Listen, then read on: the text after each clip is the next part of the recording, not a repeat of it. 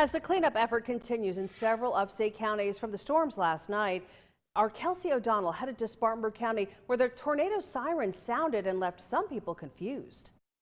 Wednesday night, several tornado warning sirens were triggered across the upstate, including right here in Spartanburg County. According to local emergency management, regardless of whether or not it's a small portion of the county that's impacted, if people are at risk, everyone will be notified.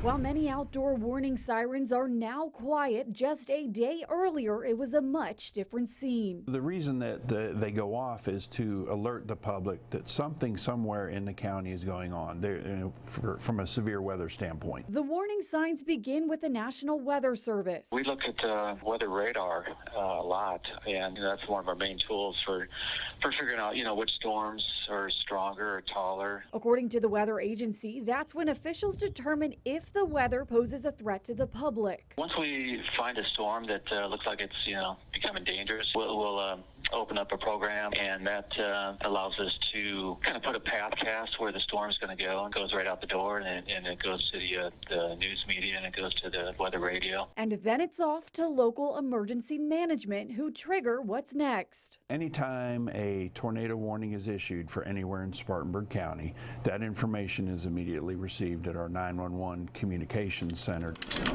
At that time, our dispatchers and telecommunicators will activate the outdoor warning sirens that are countywide. According to Spartanburg County Emergency Management, a countywide alert is issued no matter what portion of the area is impacted. And unfortunately, we do not have the ability to geographically isolate them, so regardless of where the warning is, all the sirens in the county will activate. Which is what happened Wednesday night. But it came up and just barely caught the extreme northwest corner of Spartanburg County outside of Landrum. Regardless of where or when storms arise, Spartanburg Emergency Management says they are always prepared, ready to respond, and keep the public safe.